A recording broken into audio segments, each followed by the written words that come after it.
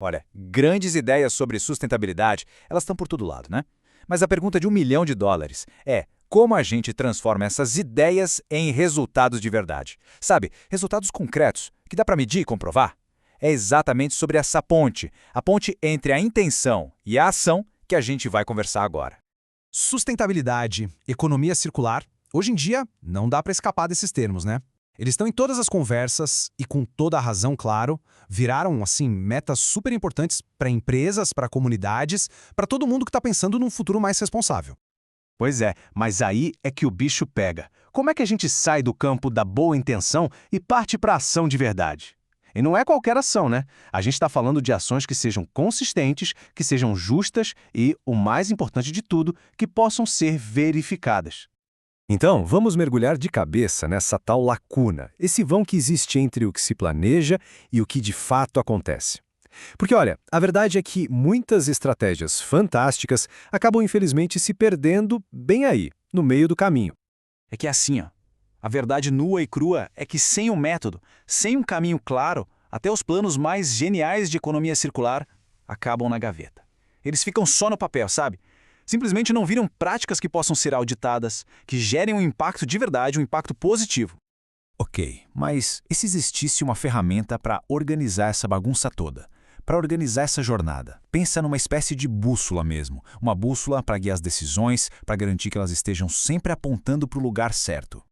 Bom, essa ferramenta existe e o nome dela é Mediação ESG, ou, para facilitar, MESG. Pensa nisso como a arte e a técnica de tomar decisões com base em critérios muito claros, ambientais, sociais e de governança.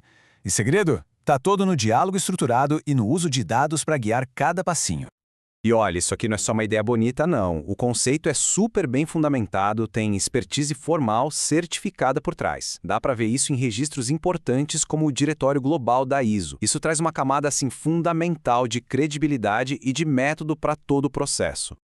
Para simplificar a coisa toda, vamos pensar assim: o MSG funciona de duas formas. Primeiro, como uma bússola, que aponta a direção certa.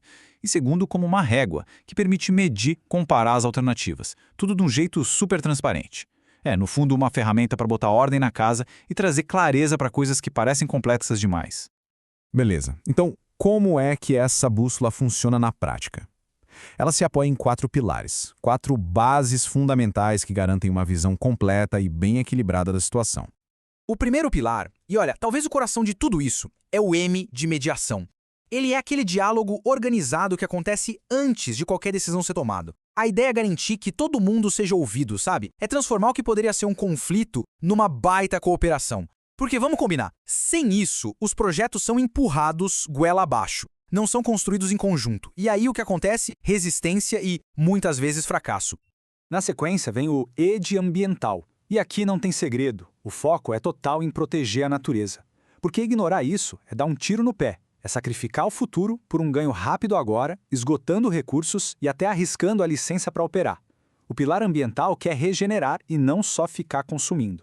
Depois, temos o S de social, que coloca as pessoas no centro de tudo. É sobre pensar em dignidade, em segurança, em inclusão em cada etapa do processo. Porque, vamos ser sinceros, uma cadeia de produção que se diz eficiente, mas esconde trabalho precário, é uma verdadeira bomba relógio. Uma economia circular de verdade precisa proteger as pessoas e a natureza. Uma coisa não existe sem a outra. E para amarrar tudo isso, vem o G de governança. Pensa nesse pilar como a espinha dorsal de todo o sistema. Sério, sem ele, as boas intenções viram um monte de ações sem pé nem cabeça e, pior, abrem uma porta gigante para o famoso greenwashing. A governança é o que garante que tudo funcione com ética, com transparência e, acima de tudo, com responsabilidade. Tá, com esses 4 pilares na cabeça, a pergunta que fica é: como é que isso tudo funciona na prática? Bom, o MESG se transforma num guia bem claro, um passo a passo mesmo.